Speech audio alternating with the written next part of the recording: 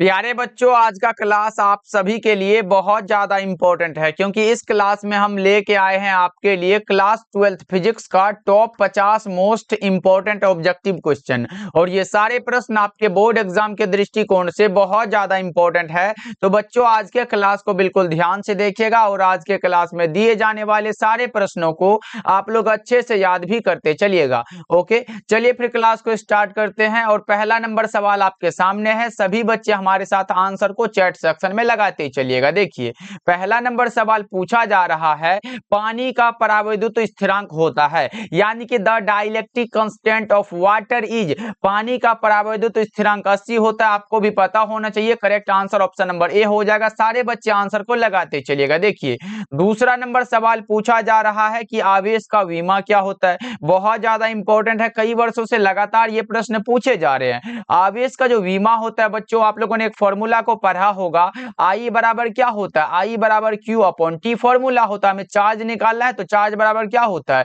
आई और टी होता है। धारा का एम्पियर हुआ, टाइम का टाइम। ए टी किस ऑप्शन में दिया गया है? सही जवाब ऑप्शन ए हो जाएगा। सारे बच्चे जरूर याद रखिएगा क्योंकि ये सारे प्रश्न इंपॉर्टेंट होते हैं एग्जाम के लिए। देखिए, अब दूसरा नंबर सवाल है, संबंध Q बराबर एन ई में निम्नलिखित में कौन है जो n का मान संभव नहीं है? n क्या है भाई? एक नंबर होता है। कभी भी आप लोगों ने सुना होगा कि एक इलेक्ट्रॉन होता है, दो इलेक्ट्रॉन ऐसे करके होता है, लेकिन कभी भी 1.5 इलेक्ट्रॉन, 2.5 इलेक्ट्रॉन, 3.5 इलेक्ट्रॉन ऐसे करके नहीं होता है बच्चों। यानी कि हम कह सकते हैं 4.2 कभी संभव नहीं है। Correct answer option number C हो जाएगा। ओके, चलो आगे बढ़ते हैं। अगला नंबर सवाल देखो, चौथा नंबर सवाल पूछा जा रहा है कि विद्युत विभव क्या है?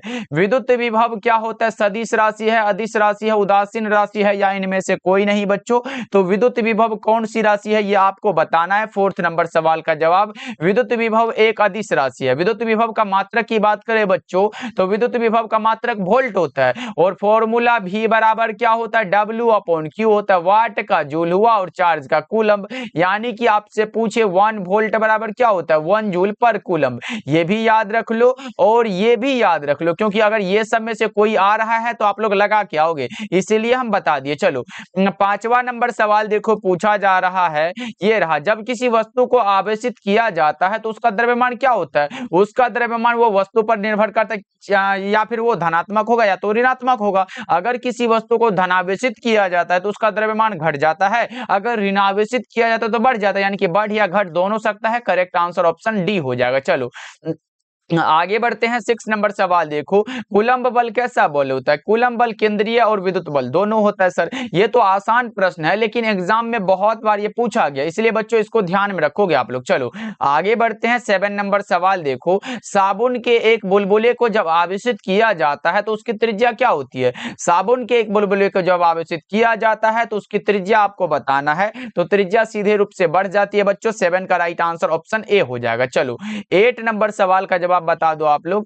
8 नंबर सवाल आपके सामने है और आपका आंसर आना चाहिए चैट सेक्शन में कि किसी विद्युतीय क्षेत्र में चालक को रखने पर उसके अंदर विद्युतीय क्षेत्र का मान क्या होगा? घट जाता है, बढ़ जाता है, शून्य हो जाता है या फिर अपरिवर्तित रहता है?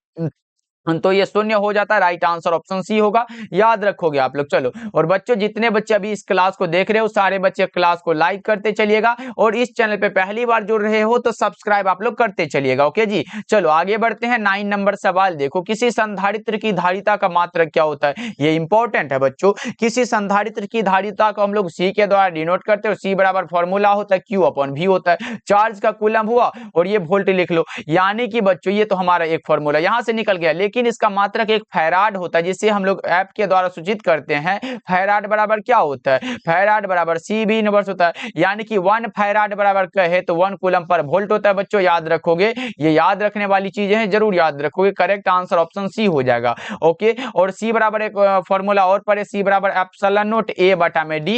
इसमें अब की बार पूछा गया था कि कौन है जो इस पे निर्भर नहीं करता, तो इसमें आवेश नहीं है, तो आवेश वाला ऑप्शन मत लगाना, वो गलत हो जाता है। चलो आगे बढ़ते हैं। अगला नंबर सवाल देखो, 10 नंबर सवाल है, 1 वोल्ट बराबर क्या होगा? ये तो जस्ट हमने बताया कि 1 वोल्ट बराबर 1 जूल पर coulomb. Right answer option B हो जाएगा। ये तो याद रखोगे आप लोग। चलो 11 नंबर सवाल है, निम्न में कौन सदिश राशि है? Which of the following is a vector quantity? Vector quantity कौन सा होगा? विद्युत विभव अदिश राशि है, विद्युत आवेश अदिश राशि है, ये सब अदिश राशि है, लेकिन विद्युत क्षेत्र की तीव्रता एक सदिश राशि है। इसके लिए भी हम लोग फॉर्मूला जानते हैं, E बराबर क्या होता है? F अपॉन Q होता है, फोर्स का न्यूटन, चार्ज का कूलम। ये भी याद रख लो, अगर आ गया तो लगा के आने में क्या दिक्कत है। चलो आगे बढ़ते हैं, अगला नंबर सवाल 12 नंबर सवाल है, निम्नलिखित में किस राशि का मात्रक वोल्ट प्रति मीटर होता है? वोल्ट प्रति मीटर आए या फिर न्यूटन प्रति कूलम आए, दोनों का मात्रक हम जानते हैं कि विद्युतीय क्षेत्र का मात्रक है। करेक्ट आंसर डी हो जाएगा। ओके चलो बच्चों, क्लास को आप लोग लाइक करते चलना, हमारे साथ पहली बार जुड़ रहे हो तो सब्सक्राइब भी करते चलिएगा। देखिए विद्युत धारिता का मात्रक क्या होता है, जस्ट हमने बताया कि फैराड होता है, लेकिन ये प्रश्न को घुमा फिरा के पूछा जाता है बच्चों, इसलिए विद्युत धारिता वाले टॉपिक में जितने भी चीज है उसको याद रख लीजिएगा आप लोग। चलो आगे बढ़ते, ऐसे फैराड हो, माइक्रो फैराड हो, पिको फैराड हो, सब विद्युत धारिता का ही मात्रक है, बस इतना जान लो। चलो 14 नंबर सवाल है, नीले रंग के लिए कार्बन प्रतिरोध का कलर कोड क्या होता है? नीला रंग के लिए वही वाला फॉर्मूला ट्रिक अपनाएंगे ना, बीबी रोए जीबी, बीबी रोए जीबी। बीबी किसके लिए भाई? तो जीबी के लिए रो रही है, यानी कि 1 0 1 2 3 4 5 और 6 हुआ। अब देखो यहाँ नीला रंग के लिए ब्लू है, ब्लू हमें लास्ट में दिखाई दे रहा है, ये हमारा ब्लैक है, ये ब्राउन है, तो ब्लू लास्ट में 6 हो जाएगा। करेक्ट आंसर ऑप्शन डी हो जाएगा। ओके, अगर ग्रीन के लिए पूछता 5 लगाते, येलो के लिए 4 लगाते, ऑरेंज के लिए 3, रेड के लिए 2 और ब्लू ये हमारा ब्राउन के लिए 1 और ब्लैक के लिए 0। याद रखोगे आप लोग। चलो आगे बढ़ते हैं, 15 नंबर सवाल देखो, कार्बन प्रतिरोध के हरे रंग के कोड का मान क्या होगा? हरा रंग के लिए क्या बताया हमने? 5 होता है क्या? जल्दी से बताओ, 5 होता हमने जस्ट बताया है। चलो आगे बढ़ते हैं, 16 नंबर सवाल पूछा जा रहा है, प्रतिरोधों के समांतर क्रम में निम्नलिखित में कौन राशि है जो समान रहती है? समान रहने वाला विभवांतर होता है, जिसे हम लोग पोटेंशियल डिफरेंस कहते हैं। 16 का right answer option number A हो जाएगा। चलो 17 नंबर सवाल पूछा जा रहा है, क्या है? विद्युत हीटर में जिस पदार्थ का उपयोग होता है, विद्युत हीटर में नाइक्रोम के तार का उपयोग होता है मैनुअली। हमारा करेक्ट आंसर ऑप्शन डी हो जाएगा 17 नंबर सवाल का। ओके चलो नेक्स्ट नंबर सवाल की ओर बढ़े तो 18 नंबर सवाल है, धात्विक चालकों का ताप बढ़ने पर उसका प्रतिरोध क्या होगा? धात्विक चालक है, धातु है, जल्दी से बता दो। 18 का करेक्ट आंसर क्या होगा? ये बढ़ता है सीधे रूप से, करेक्ट आंसर ए होगा। अगर अर्धचालक होता तो अर्धचालक में ये घट जाता है। चलो नेक्स्ट नंबर सवाल है 19 नंबर सवाल, ताप बढ़ने के साथ अर्धचालक का प्रतिरोध क्या होगा? जस्ट हमने बताया, अगर ताप में वृद्धि हो रही है अर्धचालक का प्रतिरोध क्या होगा? घटेगा। अगर धात्विक चालक होता तो बढ़ता। चलो नेक्स्ट नंबर सवाल देखो, 20 नंबर सवाल है, विभव मापी के तार की लंबाई बढ़ा देने पर संतुलन बिंदु कहां पर प्राप्त होगा? अधिक लंबाई पर। किस पर बच्चों? अधिक लंबाई पर प्राप्त होता है। 20 का राइट आंसर बी हो जाएगा। चलो 21 नंबर सवाल है आपके सामने, सेल का विद्युत वाहक बल मापा जाता है किसके द्वारा? सेल का विद्युत वाहक बल यानी कि इलेक्ट्रोमोटिव फोर्स को मापना है, किसके द्वारा मापेंगे ये बताओ? वो मापा जाता है विभव मापी के द्वारा। करेक्ट आंसर डी हो जाएगा। चलो 22 नंबर सवाल है, एमीटर का प्रतिरोध कैसा होता है? अगर बच्चों एमीटर हो तो बहुत कम होगा। अगर आदर्श एमीटर होता तो शून्य लगाते, आदर्श वोल्ट मीटर होता तो अनंत लगाते। ये सब तो आपको याद ही होना चाहिए। चलो 23 नंबर सवाल है, लोहा कैसा होता है? लोहा लोह चुंबकीय होता है। लोहा लोह चुंबकीय, लोहा है, कोबाल्ट है, निकेल है, ये सब क्या है? लोह चुंबकीय पदार्थ है बच्चों। राइट आंसर सी हो जाएगा। चलो और 24 नंबर सवाल है, विषुवत रेखा पर नमन कोण का मान कितना होता है? देखो अगर पूछे पृथ्वी के चुंबकीय ध्रुव पर नमन कोण का मान तो वो 90 डिग्री होता है, लेकिन अगर विषुवत रेखा हो तो 0 डिग्री होता है। ओके याद रखोगे आप लोग। चलो नेक्स्ट नंबर सवाल है 25 नंबर सवाल, नमन कोण का मान उत्तरी ध्रुव से विषुवत रेखा की ओर जाने पर क्या होता है? डिक्रीज होता है, घट जाता है। राइट आंसर सी होगा। और विषुवत रेखा पर कितना बताया? 0 डिग्री, ये भी आप लोग याद रखोगे। चलो 26 नंबर सवाल है, किसी चुंबक का चुंबकीय आघूर्ण क्या होता है? किसी भी चुंबक का चुंबकीय आघूर्ण एक सदिश राशि होता है। क्या होता है बच्चों? सदिश राशि है। Correct answer option number B होगा। अगर इसका फॉर्मूला म्यू बराबर क्या होता है? I इंटू ए होता है। धारा का एम्पियर हुआ, एरिया का मीटर स्क्वायर हो गया, यानी कि इसका मात्रक एम्पियर मीटर स्क्वायर आए तो ये लगा के आना। ऐसे पूछ देगा कि चुंबकीय आघूर्ण का मात्रक क्या होता है, तो एम्पियर मीटर स्क्वायर याद रखने का बहुत ज्यादा इंपॉर्टेंट है। चलो आगे बढ़ते हैं 27 नंबर सवाल देखो, 1 हेनरी बराबर क्या होता है? पहले तो आपको पता होना चाहिए कि हेनरी मात्रक किसका, तो हेनरी मात्रक होता है स्वप्रेरकत्व का, और 1 henry is equal to 10⁻³ millihenry. याद रखोगे, ये इंपॉर्टेंट है। कौन सा ऑप्शन में दिया गया? राइट आंसर ए हो जाएगा, 10⁻³ यानी कि 1000। चलो 28 नंबर सवाल है, डायनेमो की क्रिया निम्नलिखित में किस सिद्धांत पर आधारित है? डायनेमो का कार्य सिद्धांत आधारित होता है इलेक्ट्रोमैग्नेटिक इंडक्शन पर, यानी कि विद्युत चुंबकीय प्रेरण पर। 28 का ऑप्शन बी हो जाएगा। चलो 29 नंबर सवाल है कि अन्योन्य प्रेरकत्व का मात्रक क्या होता है? अन्योन्य प्रेरकत्व है, स्वप्रेरकत्व है, या फिर सिर्फ प्रेरकत्व है? सबका हम लोग हेनरी लगाते आए हैं, तो हेनरी ही लगाएंगे। चलो आगे बढ़े। ये हमारा चुंबकीय फ्लक्स का होती है प्रतिरोध, और ये किसका होता है? गॉस चुंबकीय प्रेरण का होता है। चलो आगे बढ़ते हैं कि प्रतिबाधा का मात्रक क्या होता है? प्रतिबाधा ओम हुआ, प्रतिबाधा, प्रतिघात, प्रतिरोध, धारितीय प्रतिघात, ये सब क्या ओम ही मात्रक होता है इसका। चलो 31 नंबर सवाल है, निम्नलिखित में कौन विद्युत चुंबकीय तरंग नहीं है? विद्युत चुंबकीय तरंग नहीं है मतलब ध्वनि तरंग कहां से आ गया? Sound wave is not electromagnetic wave, correct answer C हो जाएगा। चलो आगे बढ़ते हैं। अगला नंबर सवाल 32 नंबर सवाल है, दूर संचार के लिए उपयुक्त विकिरण कौन सा होगा? दूर संचार के लिए उपयुक्त विकिरण का नाम है माइक्रोवेव्स। क्या होता है? माइक्रोवेव, करेक्ट आंसर डी हो जाएगा। नेक्स्ट नंबर सवाल 33 नंबर सवाल है, 4 डायोप्टर क्षमता वाले लेंस की क्षमता फोकस दूरी कितनी होगी? फोकस दूरी पूछा गया है। हम लोगों ने कौन सा फॉर्मूला पढ़ा है? P बराबर क्या पढ़ा? अगर मीटर में हो P बराबर 1 बाई फोकस दूरी, हमें फोकस दूरी निकालना है। F बराबर 1/P होगा।